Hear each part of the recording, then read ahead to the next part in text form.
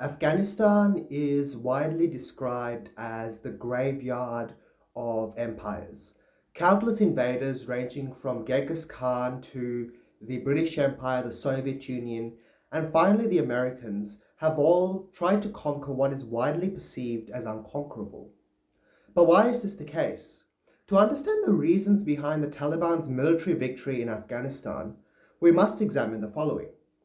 Firstly, Afghanistan is a landlocked country located in South Asia, neighboring six countries, specifically Tajikistan, Turkmenistan, Uzbekistan, China, Pakistan, and Iran.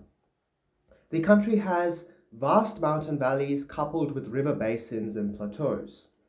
The hilly geography makes it difficult for foreign forces to wage a military operation, as Taliban fighters can very easily utilize the caves and highlands to engage in hit and run skirmishes.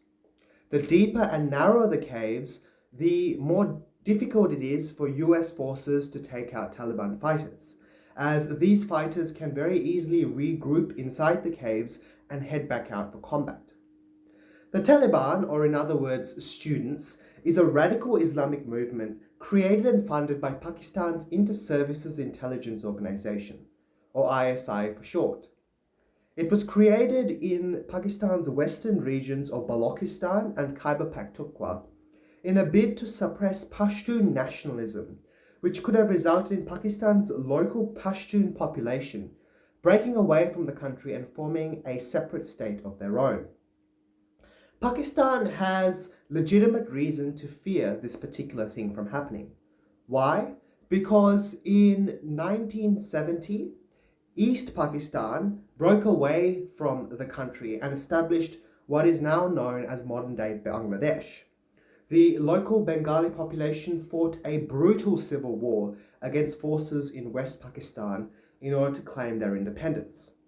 So, to prevent a similar situation from happening again, Pakistan's ISI, which is firmly linked to the government of Pakistan, established madrasas, which are these Islamic places of worship in Balochistan and Khyber Pakhtunkhwa, designed to preach and emphasize the importance of Islamic nationalism relative to Pashtun nationalism, in order to prevent any future rebellion amongst the local population.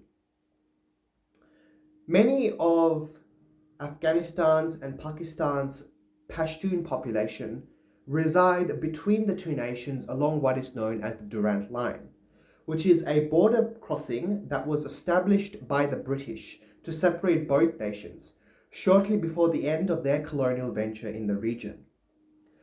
Many Pashtuns routinely fail to recognize this particular line and routinely cross it in order to meet family and friends in either Afghanistan or Pakistan. Thus, the situation is rife for the local Pashtun population to create a separate state of their own between Afghanistan and Pakistan. During the Afghan-Soviet War of the 1980s, in which the Soviet Union invaded Afghanistan in a bid to prop up the local Soviet puppet regime in Kabul, many Afghan Pashtuns resided as refugees along the Durand Line, neighboring Pakistan.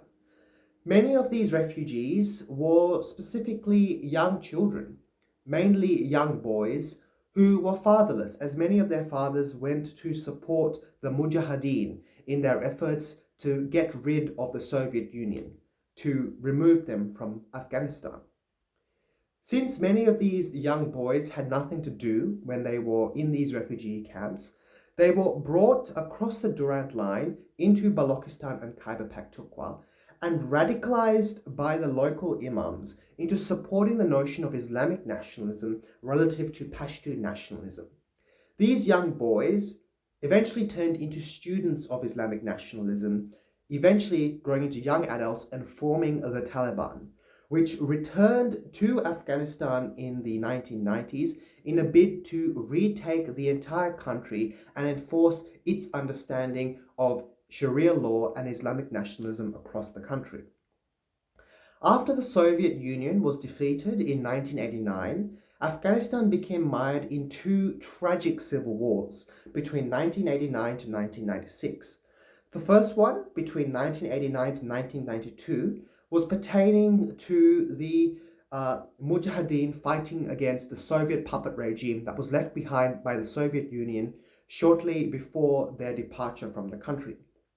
Following the defeat of this puppet regime, the Second Civil War between 1992 to 1996 was the result of several factional warlords within the Mujahideen fighting amongst themselves for complete control over the country. One of the factional groups was the Taliban, who in 1996, by September, conquered the entire country, establishing what became known as the Islamic Emirate of Afghanistan. Following their entry to power, the Taliban was quick to incorporate its radical interpretation of Sharia law into mainstream Afghan life. Women were forced to wear a burqa, unable to go to school, and had to be seen with a male relative whenever they left their homes. Failure to comply with these rules often resulted in public lashings and stonings. The Taliban was also responsible for turning the country into a safe haven for terrorists. Between 1996 to 2001, under Taliban rule, Afghanistan experienced minimal economic growth as agricultural output stalled. This was primarily due to the Taliban's focus on ensuring law and order, enforced through its so-called Sharia courts, at the expense of a cohesive governing agenda. While these practices have been universally condemned as barbaric, at the time they did serve a particular purpose. For the past 16 years, up until 1996, Afghanistan experienced nothing but war. So the Taliban, though brutal, did usher in a degree of relative stability within the country. While there was definitely an insurgency in northern Afghanistan by the Northern Alliance, a group of Taliban resistance fighters, the remaining parts of the country did experience relative peace from war. However, it could be said that this relative stability was coupled with a level of oppression never before seen in Afghanistan. Following 9/11, the US invaded Afghanistan under the premise that the Taliban was sheltering Osama bin Laden and Al-Qaeda. The Taliban was very quickly rooted out of Kabul, but mounted a resistance campaign from Tora Bora and other regions. This counterinsurgency went into full swing following the US-led invasion of Iraq in 2003. The Iraq War diverted precious equipment, soldiers, and funding away from Afghanistan. The number of troops in Afghanistan was significantly lower than the number in neighboring Iraq. The relative US absence created a vacuum, providing the Taliban time to regroup and launch a slow counterattack. The Taliban primarily concentrated its attacks on US security personnel and contractors working on the Ring Road, which was this billion-dollar infrastructure project designed by the US to connect Afghanistan's 4 major cities. The Taliban lay roadside bombs, killing dozens of soldiers and construction workers. The need for additional security skyrocketed costs on top of existing construction expenses. By 2009, the Taliban retook significant parts of the country, specifically surrounding the Ring Road. Following a change of US leadership, Obama decided to recommit to the war in Afghanistan, feeling that the Iraq War was a mere distraction from where the true battle against terrorism should be waged. After all, the perpetrators of 9/11 resided in Afghanistan. Obama ordered a surge of troops to flood the country between 2010, 11, and 12.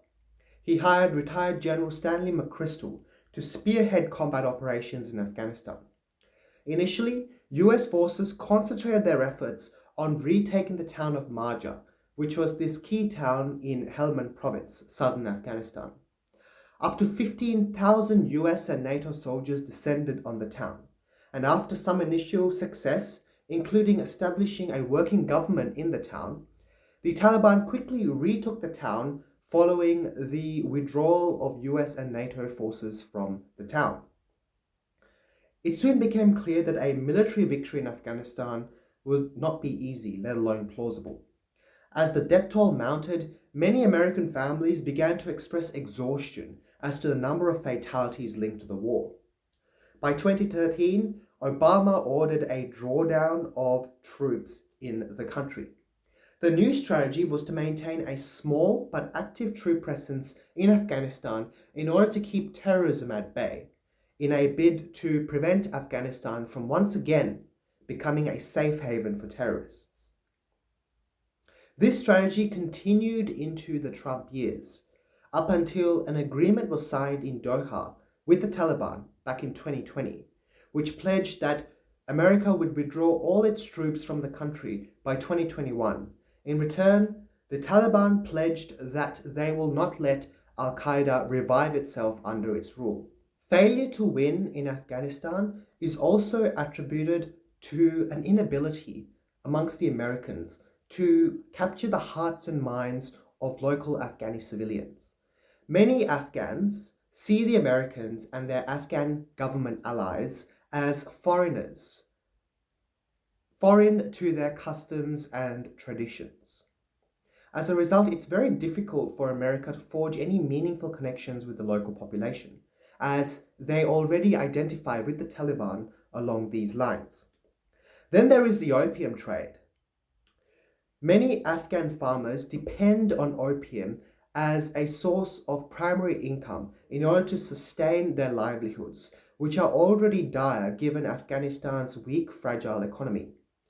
The Taliban allows farmers in their regions to cultivate opium, but America and its Afghan government allies have consistently tried to cut back on the opium trade coming out of Afghanistan, primarily because opium is the main ingredient used to make heroin.